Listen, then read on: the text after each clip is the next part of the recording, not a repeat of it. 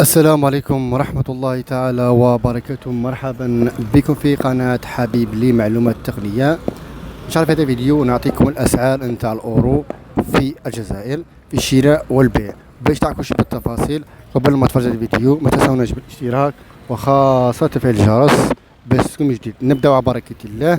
تجي انت تبيع 100 أورو شدوها عليك ما بين 2,710,000 حتى ب 2,720.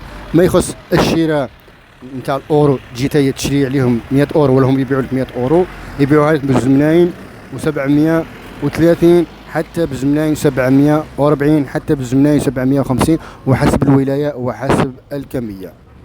وكذلك بعض المناطق مثل ولاية الخنشلة، ولاية مليلة، ولاية السطيف، قسنطينة، الجزائر العاصمة، هذوما عندهم أسعار خاصة بالأورو مرتفع بزاف، كما ولاية الأغواط، قرداية، الجلفة،